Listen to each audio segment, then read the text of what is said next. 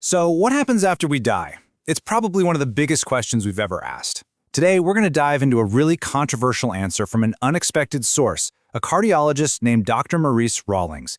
In his 1993 book, To Hell and Back, he lays out what he calls startling evidence, not just for heaven, but for a terrifying alternative that he says he saw firsthand in his own medical practice. All right, let's get into it.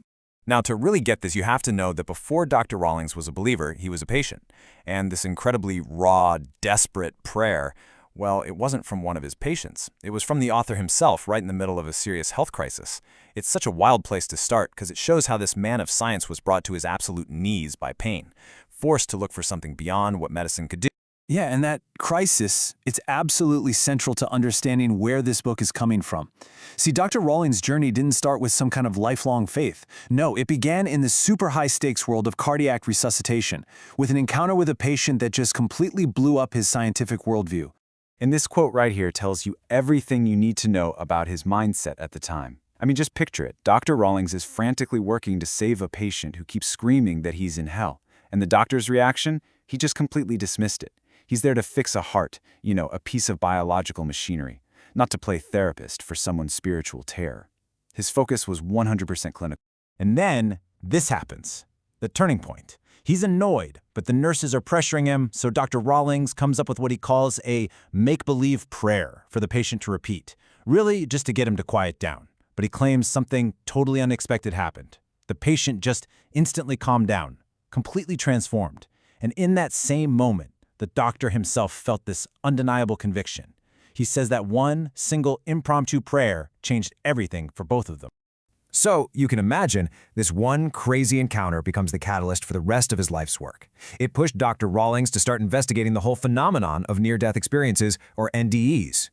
These are the stories from patients who were clinically dead, we're talking no heartbeat, no brain activity, and were somehow brought back, reporting these incredible, vivid experiences from the other side. Now, most of us have probably heard about the classic heavenly NDE, right? There are these common themes that just keep popping up. People report floating above their own bodies, feeling this overwhelming sense of peace, traveling down a tunnel toward a brilliant light, and a lot of the time being greeted by relatives who've already passed on. This is pretty much the baseline for how we think about NDEs. And to make this real for you, check out this quote from a Vietnam veteran named Tommy Clack, who is actually pronounced dead on the battlefield. It just perfectly captures that feeling of warmth and awe. He describes it as not just some light, but a presence, something that was just overwhelmingly good and powerful. These are the kinds of stories that have really fascinated people for decades. Okay, but right here, this is where Dr. Rawlings' work takes a complete left turn. He basically argues that this popular, rosy picture of the afterlife is dangerously incomplete. He's convinced there's another destination, another kind of light that we've all been ignoring, or maybe even suppressing.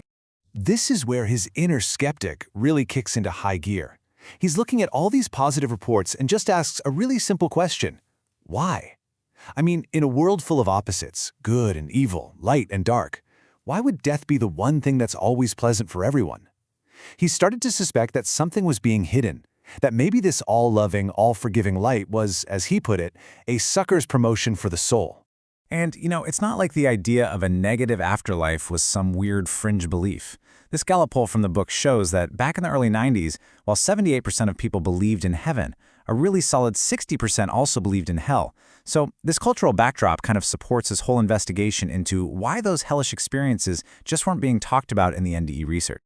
So let's just break this down. The contrast is, wow, it's stark. On one side, you have the calm, the peace, the warmth, and that brilliant, good light of the heavenly NDEs. But according to the stories in his book, the other side is all about fear, torment, a lake of fire, just wandering around with no purpose, and this terrifying, absolute pitch-black darkness. It's a totally different reality. And listen to this first-person account from the book. It is chilling. It paints this picture that's the complete opposite of a peaceful journey to the light. Here, the tunnel itself is blazing, and at the end, it's not a reunion, it's a lake of fire, filled with people just wandering around like animals in a cage. This is that bad light that Rawlings says we've all been ignoring. So, based on this complete split, this dichotomy, the author kind of shifts gears. He starts to argue that if there are two totally different destinations, then there must be different paths to get there. and he begins to diagnose what he sees as these dangerous counterfeit ways people try to get in touch with the spiritual world while they're still alive. And this brings us to the book's core warning. Not all spiritual paths lead to the same place. Dr. Rawlings argues that a lot of popular practices, everything from New Age techniques to ancient rituals, are basically counterfeit spiritual experiences. He claims they're like opening a door and inviting unknown and possibly very dangerous forces into your life. So let's take astral travel, for example. The book describes it as a conscious effort to have an out-of-body experience, something people actively try to do. But from the author's point of view, both as a doctor and now as a believer, this isn't some harmless little trip. He warns that it's like opening the front door of your soul to a total stranger with absolutely no way of knowing what they want. Next up, he talks about Kundalini. Now, a lot of people see this as awakening a coiled-up bioenergy at the base of your spine. But Dr. Rawlings interprets it purely through a theological lens. He connects it directly to Shiva, the Hindu god of destruction, and points out that even practitioners warn that awakening this energy can be a really unpleasant and frightening experience. Then you've got scrying. The book points to this practice, using things like mirrors or crystals for thought travel, and calls it a modern version of an old occultic ritual. And this leads to the author's big recurring question.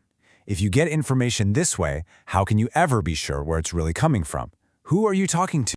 And believe me, the list does not stop there. The author warns against a whole range of other practices.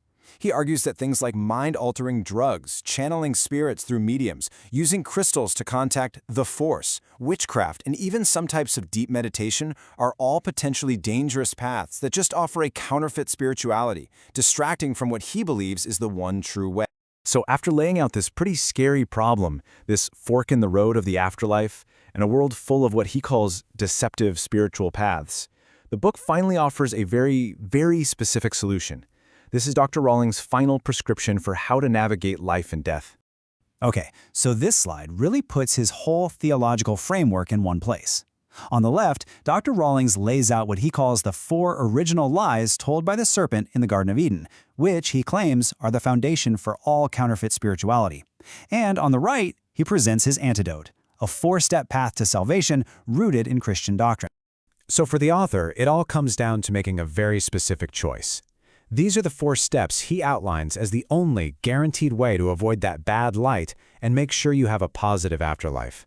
It's a very clear-cut, prescriptive answer to the terrifying questions his medical career threw at him. And that kind of brings us to our final question. After this whole journey, through hellish visions, counterfeit spiritual paths, and a very specific theological answer, the book ultimately leaves us all wrestling with this massive question. Dr. Rawlings was absolutely convinced by what he saw, but the mystery is still there. Is it a real glimpse into another reality? Or, as some scientists would argue, just a complex hallucination cooked up by a dying brain? The book gives us one man's answer, but the final verdict, well, that's left for each of us to think about.